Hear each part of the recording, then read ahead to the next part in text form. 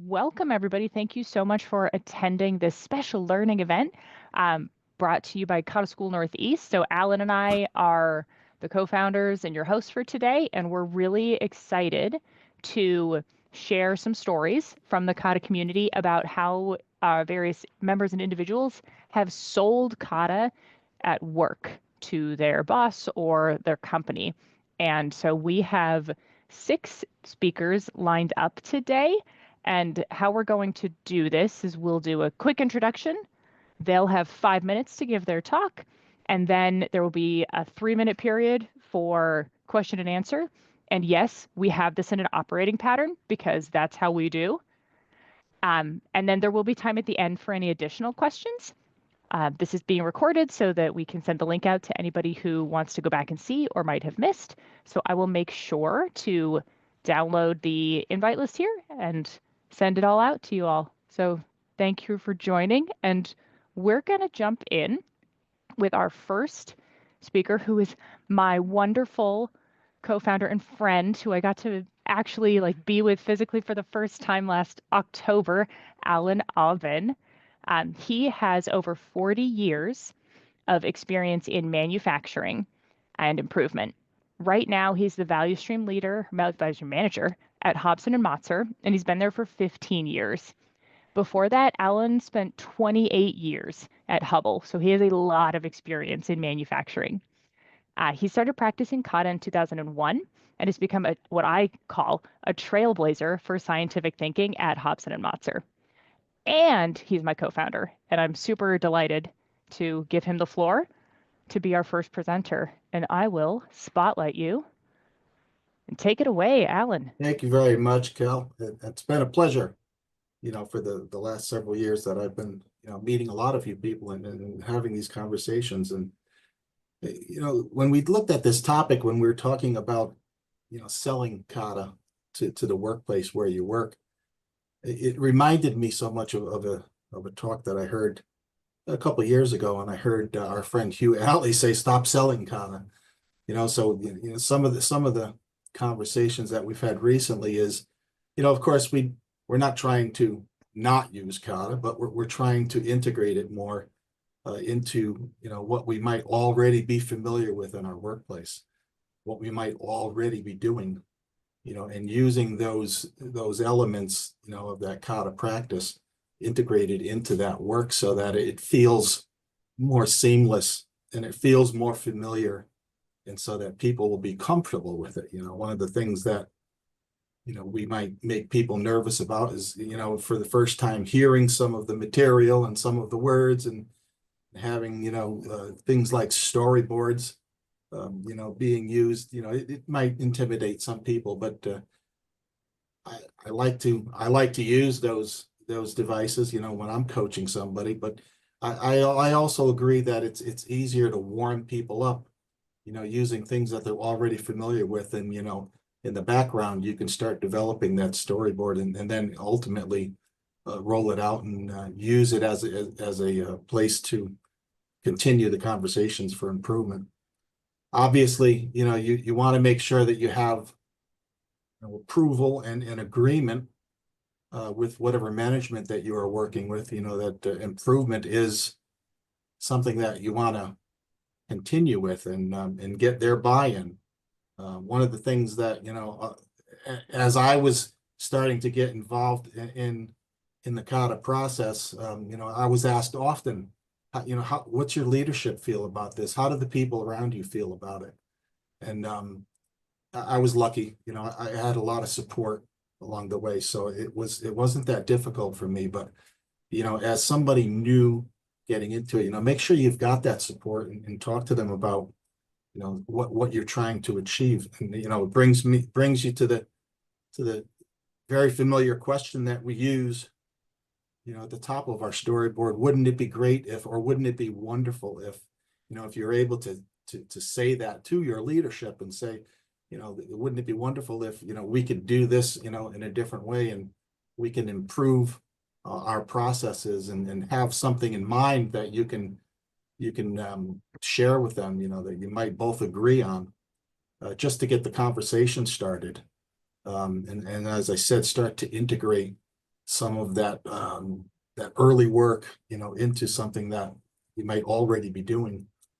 Obviously, you want to make sure that you maintain, a frequent routine. We talk in Kata about, not doing this once a week or twice a week. I mean, you want to try to be as frequent as possible, to keep it fresh and to keep it moving.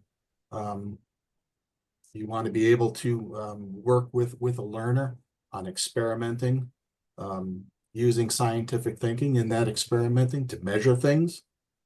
Make sure you have metrics, and if you're trying to sell this, to your company or to your management, using those metrics is another great way of, showing them some of the results of the work, which will, gain you even more support.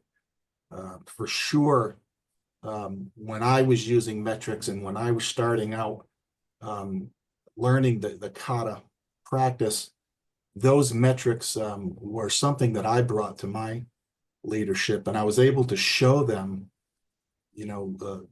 some of the results and how it has affected our processes and how it has improved, work in many ways. So I got an awful lot of support from that.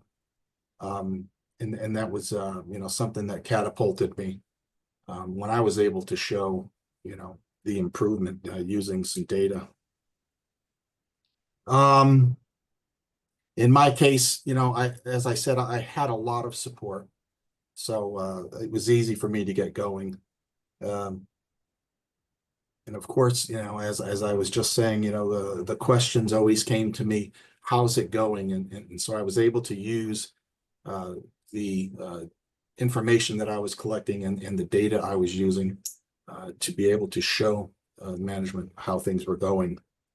And it's been a good journey for me, and I hope those that are maybe starting out for the first time or early in the process, feeling the success. And of course, Kelly and I, we welcome everybody, to any of these conversations that we have here, Kata School Northeast, on Fridays. So welcome everybody and anybody who would like to join us.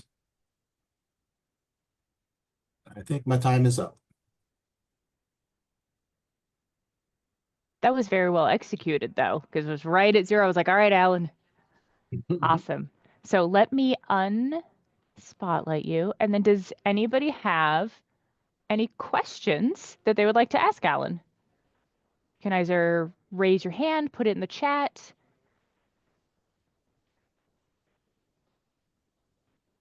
Any questions?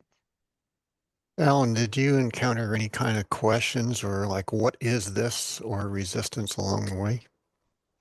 Not so much from my senior management. I certainly did from, the learners that I was trying to present it to.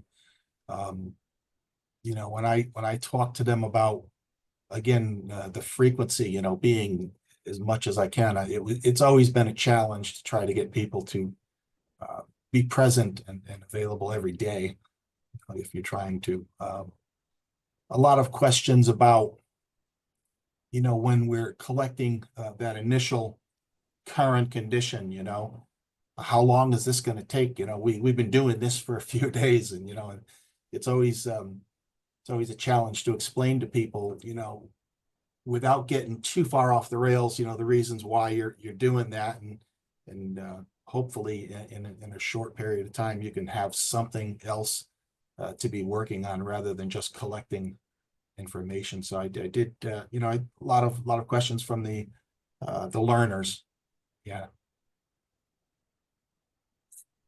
Awesome. Any other questions for Alan?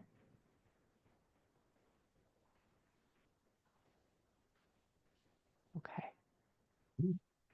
All Thank right. you very Well, much. thank you, Alan. Thank you for sharing your story. This is not the first time you've shared your story with Kata School Northeast or the community, so we're really grateful for you to share it. Now I get to do two introductions in a row. I'm very grateful. Um, Next up, we have Mark Rosenthal, who is like a celebrity, maybe in the Kata community. I'm not sure. We'll see. So Mark has been learning about continuous improvement since 1989 in various corporate roles, and he has been practicing as an independent consultant since 2011. He started incorporating Toyota Kata into his practice in 2010 and has been involved in the Kata community ever since. And he is the co-founder of Kata School Cascadia in the Pacific Northwest. And his other co-founder is also here, Tracy Defoe, and they have been very gracious. And Maria is also part of Cascadia. They've all been very gracious with their support of Kata School Northeast, and we've done some wonderful work to cross the U.S. So, Mark, let me spotlight you, and please take Well, it away. I'm actually going to start with Tracy's question in the chat, which is interested to know what sold the speakers on Kata when they first encountered it, because I think that's kind of a segue. I was working in a corporate lean office, and we had been struggling. We knew that we needed leaders to be coaches, and we were really struggling with how to teach them to be coaches because we knew how to coach, but we didn't know how we did it, I think would be the way to put it. And when I first encountered the book, that was like, oh, this is what we've been trying to do. Of course, seemed a lot simpler than it was because, hey, just read these questions and you're there. And so, but that's what got me hooked on it. It was a way to develop coaching skills in the organization. So as I moved into independent consulting in the early days, people would bring me in, and I got to be clear, I'm sharing this largely from the perspective of an independent consultant who's coming in from outside. I have a little bit of experience at the same time early on trying it internally, but I don't think the experience is substantially different. And we had Kaizen events because that's what most organizations did at the time. And so I just started incorporating the kata structure into those Kaizen events. The key differences were, standing up a storyboard structure as just there's always in a Kaizen event, there's always some artifact that you're using to talk to. So I just used the kata storyboard for that, and nobody seemed to object to that. But the main thing was that the Kaizen newspaper got replaced by experimenting record in an obstacle parking lot. And so the cadence of, a Kaizen event, improvements tend to run pretty quickly, but then we just made sure that each of them was run as an experiment with an outcome intended and as a testable outcome, and just ran coaching cycles, sometimes every half an hour, every 20 minutes with some of these teams. As they were rapidly experimenting. So from that standpoint, it isn't so much about selling it as it is just doing it as the way to do continuous improvement. The key here is start where they are. And if they have a mechanism to do continuous improvement, then just incorporate kata into that rather than throwing it away and saying you're doing it wrong. The other side is if a company is specifically saying, hey, we want to do kata, that's starting in a different place because now they're asking for it specifically. So then we'll start there. But the process is ultimately still about standing up storyboards as quickly as possible. So we maybe do some initial training and then start grasping current condition, and maybe we quote blitz that for a week, and then start getting into coaching cycles. But the whole purpose, again, is to get them stood up on daily coaching cycles as quickly as possible and letting them just start trying it. Even in that case, I always want to start with groups and teams that are the most willing to try versus trying to force some kind of structured deployment into place. Because those first efforts, I think, have to be with people who are okay with knowing it's going to feel awkward as they experiment, as they learn, and as they get feedback. The feedback is important because it's a conversation, not a correction. Hey, try this and see if it helps, rather than you have to do it this way. People want to have a sense of autonomy, And that gives them the freedom to try things and experiment rather than just do something by rote. So key, again, I think, is focusing on the objective rather than the method. The objective is to develop coaching skills in the organization, and we can't lose sight of that. The objective is not to deploy Toyota Kata. Toyota Kata is just a method to develop coaching skills in the organization. So, just, and what I think doesn't work is to tell people they're doing it wrong, or telling people what they've been doing is wrong, and then some kind of highly structured rollout of kata or anything else as the one way. So I think it's got to be flexible, adaptive to the needs of the organization, and again, coming back around, grasping the current condition of the organization, which is starting where they are, establishing a target condition for where to take them next, and then methodically using the same mindset that we have learned with Toyota Kata to actually get those coaching skills embedded. So that's kind of my spiel there. That was wonderful. Thank you so much, Mark. What questions do people have for Mark? I would pick his brain while he's here.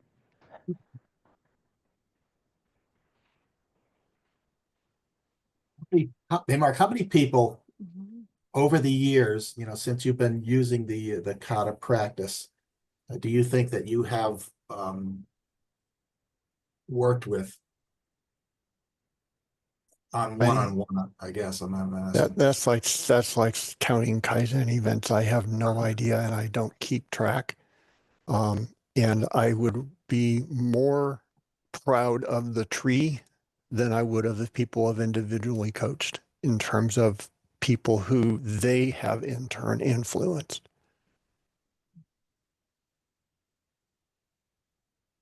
Excellent point. There is a question in the chat that is, so kata is coaching codified. So yeah, I think the coaching kata specifically is just a really good structure for how to teach somebody else to think in terms of problems, good problem solving, scientific thinking skills, whatever, cause and effect, whatever you want to, however you want to describe it. And that my belief that is that, and people will disagree with me on this, is that the improvement kata, starter kata, are things that a novice coach can bring to the table to help them to be a better coach. Hey, try this as a thing to assign to a learner to help that learner have some structure for being prepared to answer the coaching questions in the coaching kata.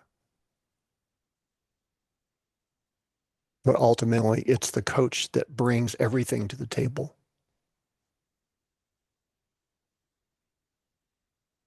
So that's definitely a flip it on your head moment. Right, the improvement kata, starter kata is really for coaches, not for learners. Awesome.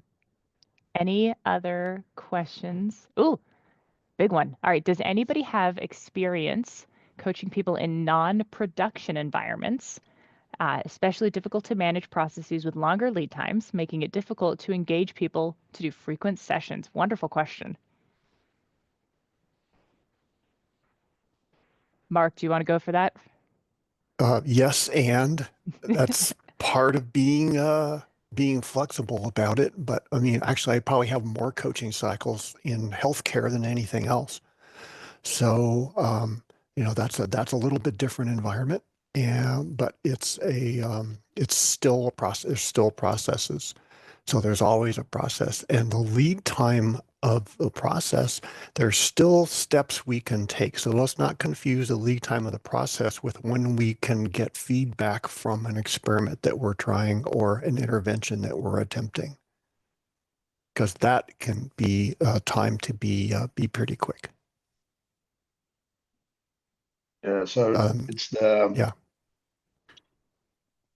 So what I need to do is to find the experiments that are small enough so the learning can take place. But the the measurement of the improvement comes later, and that's not a bad. That's just what it is. Or So what's often the lagging indicators are the KPIs, the outcome metrics that we're tracking. And when we're experimenting, we're looking at process metrics, which are things which will typically, did we or did we not carry out the steps we intended to, for example, are the things that we're looking at for an experiment, and they can typically have faster feedback. And I heard Priya's hand go up, so I'll defer. Yeah, well, you just actually made the point that I was also going to, kind of hit. Jeroen, we practice Kata routines in the finance division of aerospace. So, and if you're familiar in finance processes, a lot of times we think about closing at the end of a quarter, or forecasting or reporting at the end of a quarter. So when we started, our teams were like, well, how are we going to do daily experiments? And Mark is spot on. Like, we are so used to thinking about lagging outcome indicators that happen at the end of a process.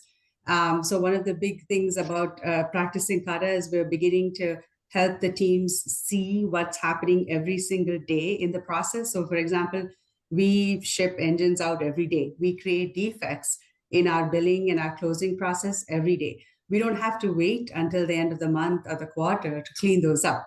So shifting them to start looking at the process and defining the gaps, or defining a metric that can help them figure out, are they improving the underlying process that has a clear transfer function to, oh, I should be able to close sooner.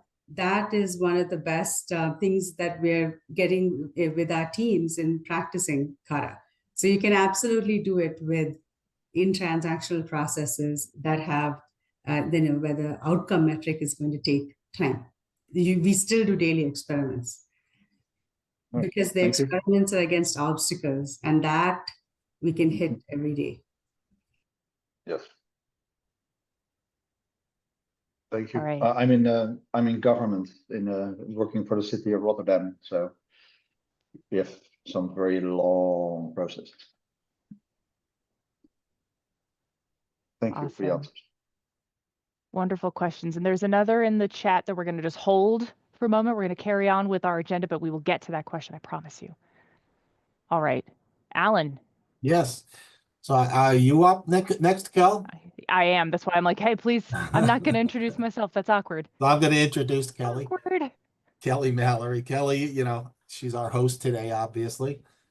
She's an operational excellence manager for multiple manufacturing sites, and recently launched her own coaching business, which we're very proud of. She has been practicing continuous improvement for over 10 years across 4 industries, and Kelly is now an avid Kata geek. She is a Kata girl geek, super geek. I'm not sure what that is. Maybe you can tell us what that is. And the co-founder of Kata School Northeast, and again, our facilitator today. Take it away, Kel. Well, thank you. So I'll add, right, I am an active participant in the Kata Girl Geek, so Priya, Maria, Tracy. And we have a super geek team that helps. I don't know, we're just super geeky. That's it. That's all it is. But I do love that I have a button that says I'm a super geek, and I have that proudly on my desk. So I'm going to take a little bit of a different lens when I talk about how my experience with selling Kata, in that I agree with everything Alan and Mark have said already. And so I'm just going to add a couple of things that I've experienced. So right now I support a couple of sites in med device manufacturing. And I also, like Priya, used to work in aerospace. So a regulated industry is not new to me. However, I will say the FDA is very different than the FAA. And what I learned about how to sell Kata, or even just how to practice Kata in a highly regulated industry, I think are the key points that I want to share. So the first things are that, right, when you're in, and it doesn't have to be a highly regulated industry, but when you're in a situation where the mindset is experimenting is really hard, and there are a lot of constraints on our ability to experiment. This is kind of the zone I'm going to talk in. So coming into med device, there was a lot of our hands are tied, right? We have all this red tape. We can't experiment. We can't do anything like this. If you want to change something, it's got to go through a very lengthy change process. Customers got to get involved, all of this stuff to maintain our quality standards for our regulations. And that is very true. And what I learned about how to practice kata and then sell it to the business, the company, is the very first thing that I had to do was define what I call define the sandbox, which is what is on the table to change, what can you actually play with, and what can you not. And in most situations, even if you're highly regulated, there are things that you can touch. Right? There are elements that you can play with in that sandbox. So the very first thing that we looked at when I came in to try to help drive scientific thinking and experimentation in particular, so that the culture would turn to curiosity and learning, was defining, okay, what is inside of our sandbox? And we found that there were things, even though we're highly regulated, doesn't mean that we can't pull levers and play. And so that was a really important step for us to even open the door to potentially practicing kata. The second thing is very in line with what Mark was saying, that it's kind of meet people where they are. And especially when people don't know kata, but they have continuous improvement or lean experience, keep it simple. Like don't add everything. You don't have to have a full storyboard to practice scientific thinking. And so what I did here was, instead of, maybe against some canon, instead of doing every single element of the starter kata, every single element of everything, I picked the minimum viable things that I was like, okay, these have to be used. And I used two things to start. The first, I'll hold a copy up, was a coaching card. Got it. Needed to have this. Even though I've practiced for a while, I always still have a card with me. But this was the anchor for all of the conversations about what we were improving. And then the only other thing that I used was the experimenting record, so that we could have a story of what we were doing, and so that the next day when I met with anybody on the line, they could look back and be like, oh yeah, that's what we said we were going to do, because people got a lot of stuff going on. And so my intent was keep it simple, don't add too much. That also means don't try to pull in every single resource, right? Start small, start controlled. So that was the second big thing. And then, like Alan mentioned, the third big learning was show the metrics, right? Show the results, show what matters to your leadership or to the leadership there. If they care about witnessing the culture shift, show them how it's shifting. If they care about outcome metrics, show them the outcome metrics. And if you can show them that there are results, like people buy outcomes, people buy results. So if you can connect that and say, hey, here's what we did, here are the inputs, not a ton of time, not a ton of resources, and yet here's what we're getting, that makes it a very easy sell. And my leadership here is even like, oh my, we should do more of this. I'm like, thank you. Yes, we should. And so now then our next step is about integrating the thinking into other areas of the business, just as Mark said, and then figure out how do we teach our leadership to be better coaches in the business systems and processes that we already have. And that has been my experience, and it's been delightful and super fun so far. Alan, back to you. I'll remove my own spotlight because this is weird seeing myself big.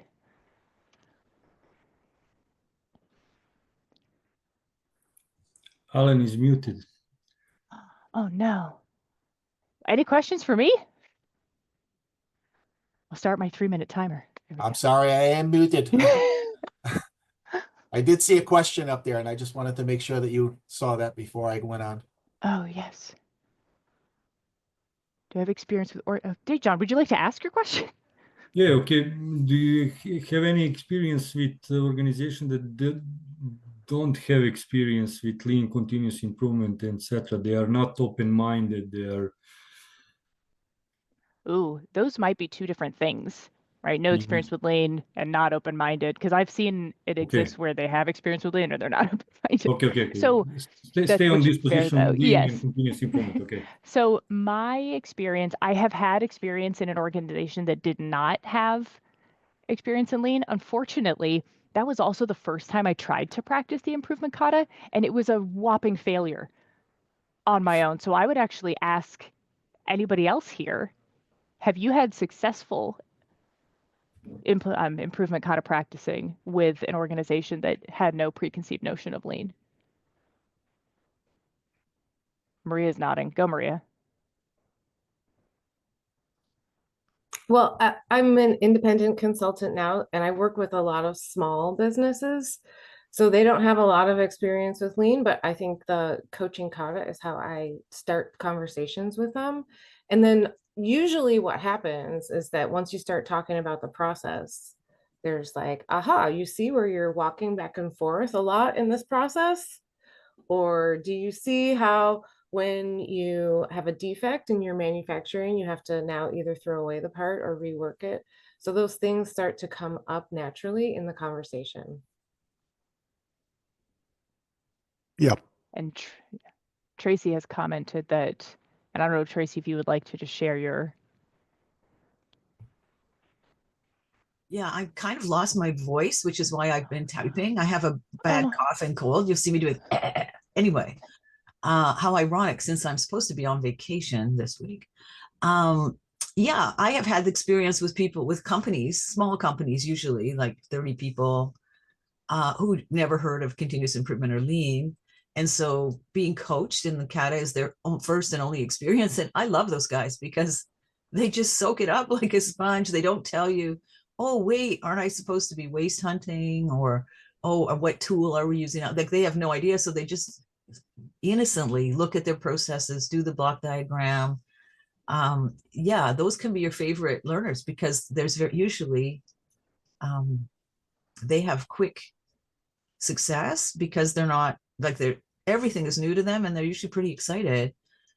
Interestingly though, most people who've never experienced with lean are probably not going to meet a kata coach. So in my experience, the ones that I met were all introduced to me by a I don't know what you would call it, an MEP is what you would call it. So a right, yeah. So if you're not American, an MEP is a manufacturing extension program. So it's people who in each state or each region look for companies that need help or give them grants to get training or something like that. And so anyway, yes, I love those guys. That's great. They think you're a genius, actually. They're going to think you're the smartest person they ever met. I'll second that because really the initial coaching is about guiding their eyes. That's what grasping their current condition is about, so that they can begin to see what's really happening rather than what they think is happening, and how what's really happening compares to what they want to be happening. Or what they all pretend is happening. Like that's, kind of thing. Oh, our on-time delivery is fantastic because we adjust the date every day at the end. Have you been at our huddles recently? Because that's like totally, yeah, okay. All right, Alan, will you take us to the next? Okay. The next presenter is Helly Viberg. Helly is with 15 years of experience in the automotive industry. Helly's passionate about driving efficiency and excellence through lean methodologies. Her experience lies in quality assurance and continuous improvement, where she successfully streamlined processes, optimized workflows, and enhanced quality. Helly is particularly excited by the potential of Kata, a powerful lean tool that she discovered at the Swedish Lean Conference 3 years ago. She's eager to leverage this knowledge to help organizations achieve breakthrough results. So, Helly, it's all yours. So, thank you.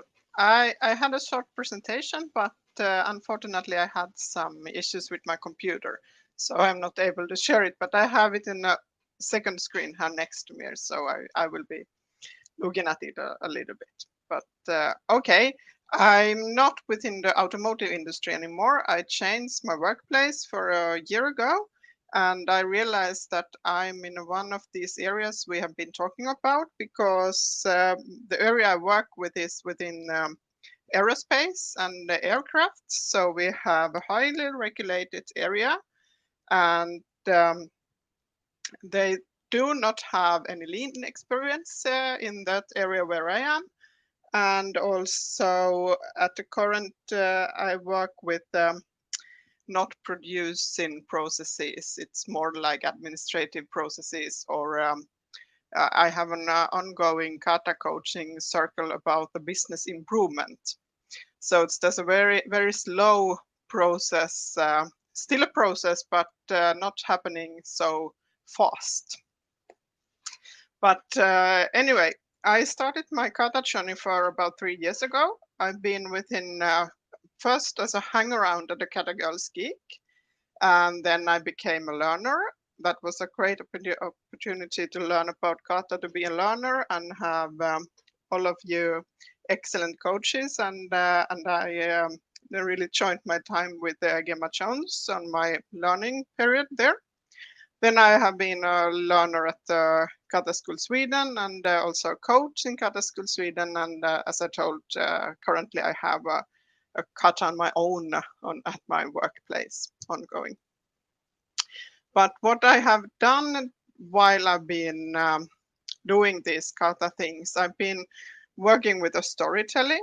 I try to tell everybody around me about what's happening and what is this method and how it works, and also have shown the great results we have achieved, and had some presentations. And I feel that very often people are very interested and they are asking about more. But still, I think there is some obstacle on the way to really get started. And I think within the area I've been working recently, and at my previous work also, is that the people are worried about the daily coaching cycles. They think that's too much. That's they are not. They don't want to commit to that much workload. And I also, the current coaching challenge we have ongoing, we do it like a weekly meetings, and it's more manageable. But I'm a little bit concerned about that it's happening too slowly. And I think I can feel that my learner is starting to think that Kata is not really giving her so much because it doesn't happen so much. Of course, I've been trying to make the next steps a little bit bigger because we have a whole week. But anyway, it slows the process a little bit too much, and you don't have this momentum, like you lose it on the way.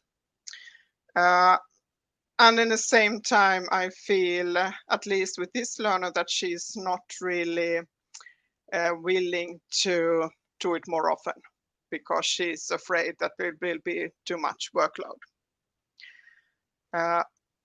So that's my main experience, but I would also tell that I think I use Kata at my daily life quite a lot, because I quite often in any situation I am in ask questions like what is the goal, what are we working on, what is we are trying to solve, or which problem we are working on. And also if somebody's telling me that we'll have a meeting with this and we will talk about that, about okay, what is your goal with that meeting, what do you expect will happen, what do you need to tell during the meeting so you can achieve the results you are expecting. Like it's like Kata in daily work. Also, I've been using this formulation for Kata challenge. Wouldn't it be fantastic? Blah blah blah. because then we know, and then we know, and so on. So what, why, and how do we know? And I also feel that there is many people who are really appreciating that way to talk about present something you are going to do. And all this question and this, I generally feel that it's appreciated by the people around me. But I also miss a great one-pager to sell Kata. So that's it. Wonderful. Thank you. Your story sounds very common, Hilly, so don't think you're alone. Does anybody have any question for Helly?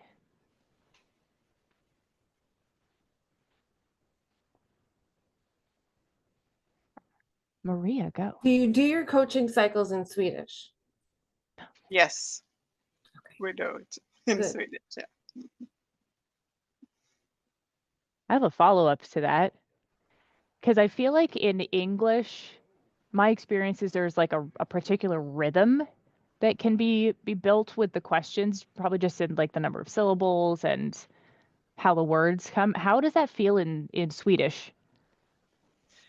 I think it's for me it's quite natural to do it in Swedish, and yeah, I think it's kind of the same thing. Awesome. I'm going to come back to Jay. You had asked the question. Would you like to come off mute and ask your question now? Yeah, sure. Awesome. So I've been in continuous improvement for 20 years in the food industry, new to Kata. The best way I learn is being a part of it, seeing it. So where's a good place that I could go to kind of remotely get some experience in that regard? And this is to witness coaching cycles, see it in Yeah. action. Exactly, yeah. Different aspects of it. Yep, coaching would be definitely one. So I know there are videos that exist of coaching cycles. Does anybody else have any specific resources they would want to share? Where are you located? I'm in Northwest Ohio. We know that. Priya, where is that compared to you? Yeah, I was just gonna come off mute, and so I'm in Cincinnati. That's the headquarters for GE Aerospace, and we'd be happy if you kind of contact me. I'd be happy to invite you over to kind of see how we do some of our coaching cycles. Actually, a lot of our coaching cycles we do virtually because our teams are distributed all over the world. So happy to have you join a virtual one. And, if it's not too far to travel down to Cincinnati, we'll be happy to get in touch. I greatly appreciate that. Thank you. Sure. I'll put in a plug for Cascadia. We have a Friday Zoom call at noon Pacific every week. That is really just open Q&A, and it's a great way to both network and get questions answered. Well, Awesome. now I feel like I have to make the plug for Northeast, which has not the same, but a similar call every other week on Friday at 12:30. But yeah, I think in general, there are many resources. There are many, like Priya can show you live coaching. There are videos. Like, let's get you hooked up in the community, and we'll find stuff for you. Thank you. There might even be, I don't know, Priya, do you know if there is a Kata school in Ohio, or is there a Midwest, or No. maybe you guys should start one.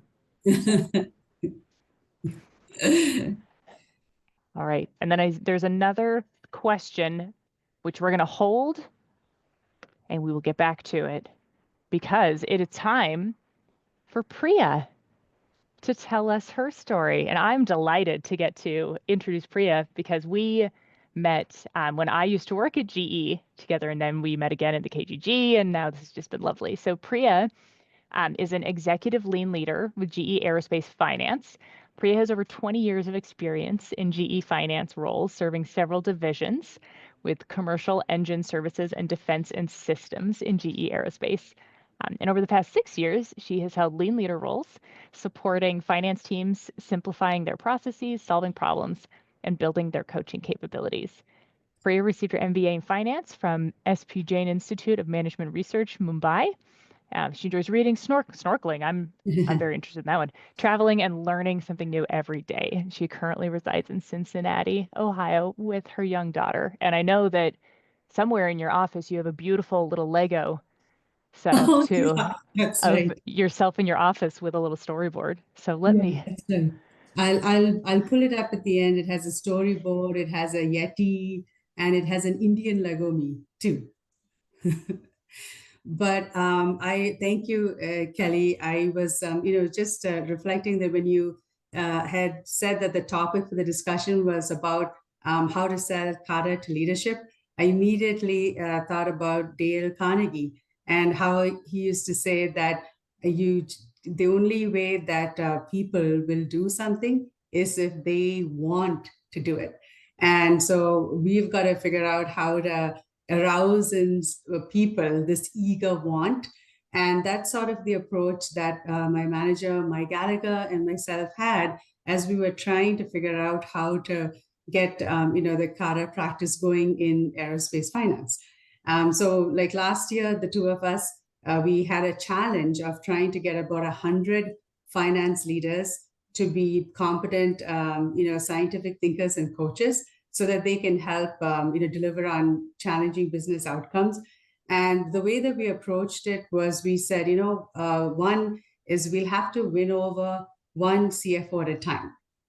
We really will have to make this a personal experience for them. The other thing we said is we have to start with someone that's got a problem that they can't solve currently with all of the tools and processes that they're aware of. And third is that they have to have some curiosity and about Kata, and just some willingness to try a different approach. So we used that to try and figure out which CFOs could be the first people that we could partner with. And we found one, and hopefully, I don't know, Kelly, if you knew him, but he was the CFO of our assembly, test, maintenance, repair, and overhaul division, Mark Terriblini. So he first sent a team to one of our Kata workshops, and we'll call them as scouts, to just kind of get a sense of, what are they talking about? And then he watched how that team, within 2 months of attending the workshop, had made tremendous progress on their closing process. So that kind of piqued his interest. And then in like a month later, he joined the workshop as a learner, and he brought his own process around some analysis that he was trying to get the teams to improve on. And within a very short period of time, he saw how these daily experiments, breaking down the problem, can really help, using data can really help us get clarity and reach a target condition quickly. And he got very excited about it. And within another month, he went on to work with an operating team that was trying to stand up daily management. And there was a lot of resistance on the floor, to kind of set it up in that particular cell. And he saw like how we could use the Kata approach to get buy-in and engagement from the people on the shop floor, so that they could do experiments to figure out what metrics were the most meaningful for them to focus on to generate productivity. He saw that they were all bought into it because it wasn't something that was flowing down from above, and they could kind of quickly get results. So when he started seeing how powerful it was, that's kind of when he sort of was bought on to, this is an approach that I need to actually help my entire team learn. And he said that he picked 10 people on his staff that he wanted to make sure went through the workshop, practiced for a couple of months, got to competency, and is kind of having his staff now coach other people on his team. So I give that as an example because that is sort of how we started getting people interested in Kata. And so if I was going to boil it up, I would say that we have, finance people are, and I was a finance person for a long time, we're skeptical. We're not going to do something just because somebody says it's a good idea. So you have to have that personal experience and build that conviction that this is actually a good routine to follow. This works. So that's one thing. The second thing we said was that it is really important to show results, because that is a big hook for a lot of people. So like in the teams that have come to our workshop over the last year, we've been able to figure out how to eliminate 2,500 non-value added hours in our closing and billing processes, as an example. And when we do that, that helps us get attention from other teams, because they're all looking to eliminate waste and become more efficient and effective. And the third thing I'll say, and this is kind of what's really kind of helped most of our leaders get interested in Kata, is that they can see that our people are changing the way they think and the way they behave. And that is what gets them very excited. It kind of goes back to that, that capability of building their problem solving. That's kind of what has gotten a lot of our leaders excited about the coaching Kata. And so I just wanted to leave it at that sort of seems to work for us. That was wonderful, Priya. Thank you so much for sharing your story and the specific examples of that. Does anybody have any questions for Priya, or any other questions that have come up so far? We can answer them. Yeah, I'm just curious, Priya. I mean, I'm GE Aerospace too. I'm in Rutland, Vermont. Oh, hi. Hey. So the culture, what was the culture like? Like right here, it's very, very negative towards lean, to the point where I get looks when I go out on the floor, right? Yeah. I do have people that are on board that they want to try it and do it, but it's very hard to sell Kata or any kind of lean here. Wondering what it's like over there on the finance side, and if you've encountered anything like that. Yes, I have, because I've been doing this for 6 years in finance, and I'll say a lot of the culture comes straight from the top. So like over the last couple of years, I've seen how the leaders have changed their mind about how value added it is to kind of incorporate lean thinking, and when people start seeing that they really believe that their leaders are behind it, that really does help to set the tone. And I'm just speaking from my experience. I don't know what specifically is happening in Rutland, but I will say that that makes a big difference. The tone that they set. The only other thing I'll say is that sometimes when people resist things, it is because they're not clear about why we're asking them to do something, what's the benefit, etc. So, one thing that might be helpful is just listening for what the obstacle is, and then trying to figure out what to do next. So I hope that's helpful. I know it's very complicated, it sounds, but hopefully that's helpful. No, I find comfort that that is flowing down. It just needs to keep flowing, because then we'll get it eventually. Okay, well, that's good. All right. Alan, you get the last and certainly not the least. Our last speaker for today is Maria Buzanka. Maria is an independent process improvement instructor, facilitator, and coach with over 25 years experience in continuous improvement. Based in Portland, Oregon, Maria designs and facilitates improvement workshops and coaches leaders in developing skills throughout their organizations. She holds a degree in integrated supply management and has led lean implementation at several large organizations. Maria is a core member of the Kata School Cascadia, Lean Portland, and a proud Kata Girl geek. Take it away, Maria. Okay. Hi, everyone. Thank you, Alan. Thank you, Kelly. So I think you'll hear a lot of similarities or commonalities between all the other speakers in this story I'm going to share. So it's 2012. I just started a job as a lean project manager at Conway Freight. This is LTL freight, so less than truckload. I had done my Lean Sigma black belt training way back at another company, and this question was still banging around in my head. But how do we actually change the culture? So at Conway, I began my onboarding at our headquarters in Ann Arbor, Michigan, and they trained me on the CIR, or the Continuous Improvement Roadmap, for each site. They also gave me 12 different training modules that I was going to go deliver on my own in my region. I'm happy to be on my own, and I'm getting my sites through that continuous improvement roadmap. Now, for context, that CIR is taking sites across the country about 1 to 3 years to complete. And it consisted of a whole bunch of training, reading some books, and completing a few projects like 5S, visual management, and standard work. But something wasn't quite right to me. My sites were checking all the boxes on their CIR and they're passing their assessments, but not much is really happening unless I'm pushing it to happen. We're all doing what we're told to do, but nothing is really changing the business, it doesn't seem like. So in 2016, I almost literally stumbled into a Kata seminar. There was a sign posted in the lobby of my building advertising Developing Lean Leaders with Jeff Liker.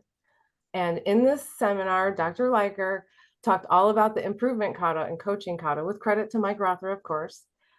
He's talking about deliberate practice and neural pathways and something about an elephant and a rider. And I was like, this is awesome. I'm going to try this right away. So I guess the question I asked myself was, what if I used kata to sell kata? And to be clear, what I was selling was the improvement kata, because I want other people to change the business.